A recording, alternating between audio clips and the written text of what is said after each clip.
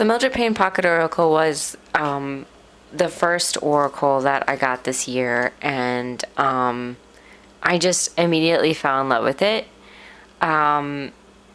It's small. You can put it in your pocket. I love the art style. It just really resonates with me, and I feel like it also really connects with like my inner child. At first it may seem like a dark deck, but it's really not. There are a lot of hopeful, happy cards, and I find like it really does give really good readings.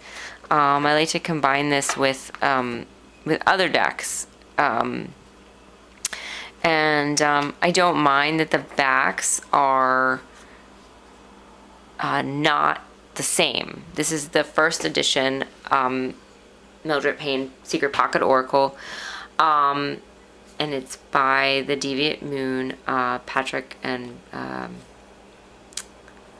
Valenza does the art,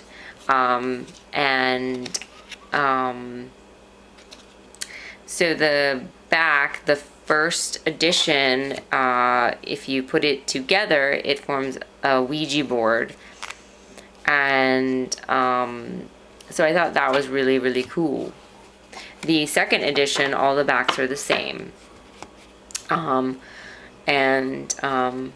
which is cool too. I also really would like to get it. I just really love it, and I use it. It's one of the decks that like I still use like all the time. Every time I'm doing like a reading, it's like I'm gonna get the Pocket Oracle out. No reading is complete, so it's just really a really great deck. It comes in a little velvet drawstring bag, which is really handy to carry around. So with the Earthbound Oracle, I'm doing a little cheat because I bought this probably 3, maybe even 4 years ago. And I bought it when it was a Kickstarter, on a whim. And I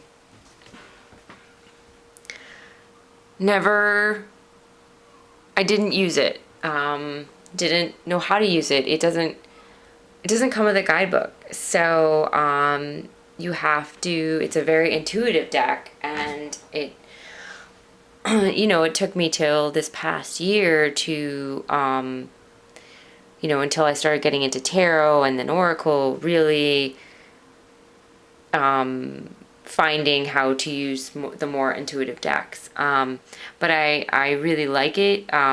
It's very simple with one keyword, and I find it really easy to read. The art is really gorgeous, and I like how earthy it is. I also have the Wooden Tarot by the same creator, which is Skull Garden, and I also really love it. Same thing, doesn't come with a guidebook, doesn't follow Rider-Waite Smith, so that is a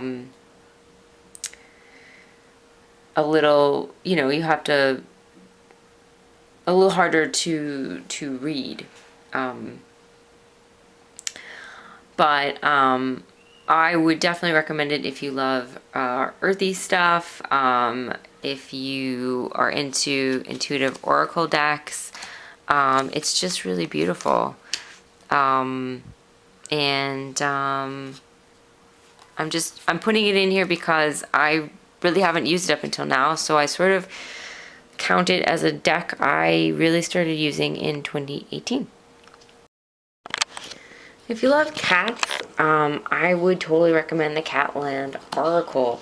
It is like a big deck. My hands can barely fit around it, and it is shiny. The cardstock is very shiny and slippery. So like I'm just been so yeah, it's a little slippery, but I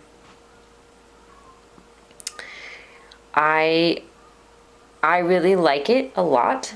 The cats are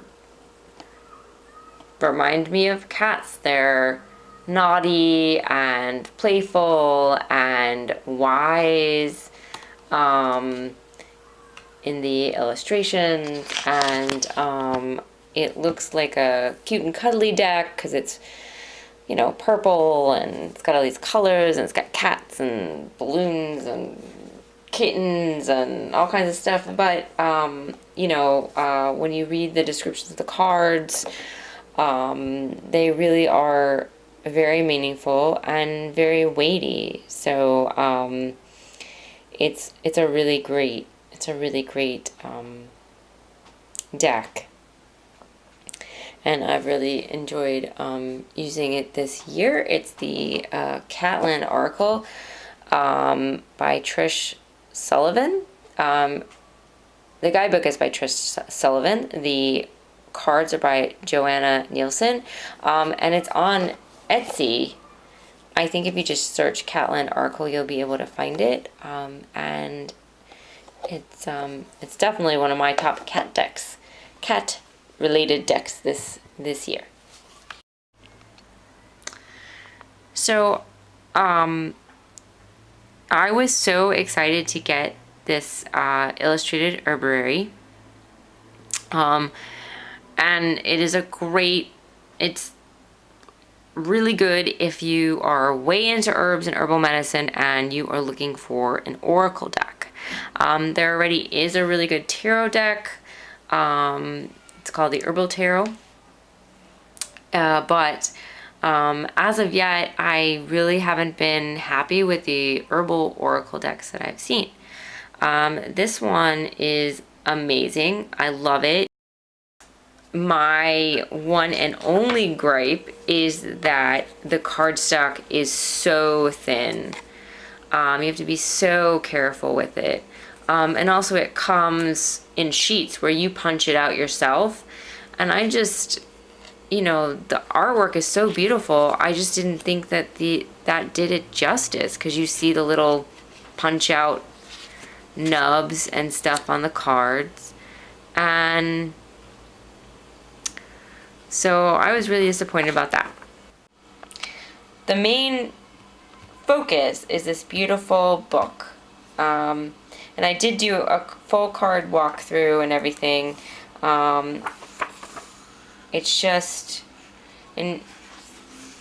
beautiful. You can see all of the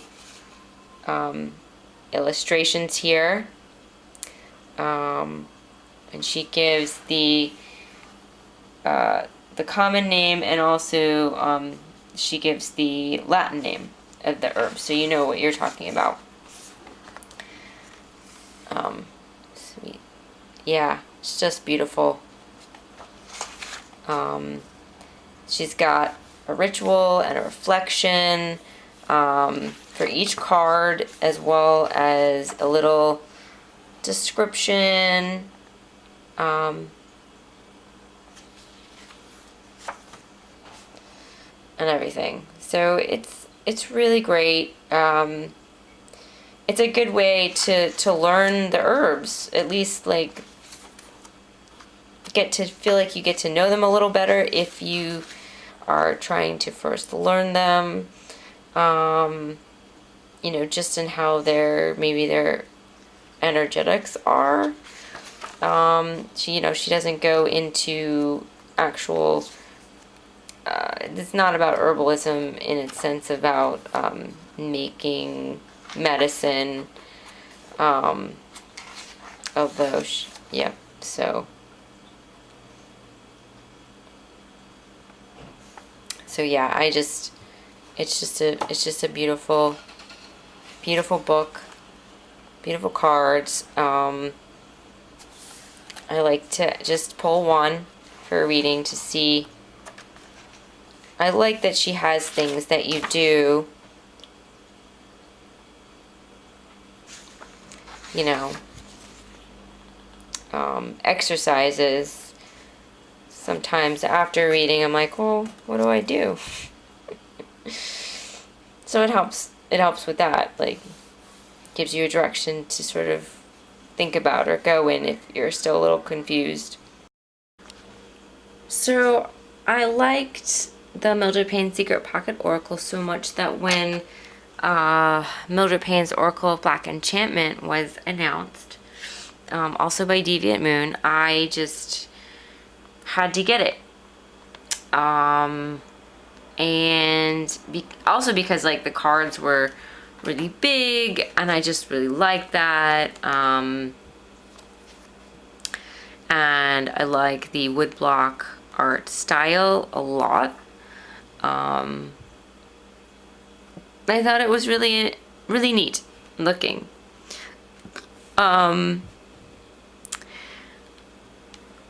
This is a deck that I actually haven't worked with much. I don't think there's any specific reason why. I just haven't felt drawn to use it. It does seem darker than the Secret Pocket Oracle, and maybe that's why. Even though there is a light and a dark meaning to each card, I just the images are definitely darker. But you know, it's not a dark deck. And I love looking at the images. So I think that at some point I will feel like I want to use this deck more.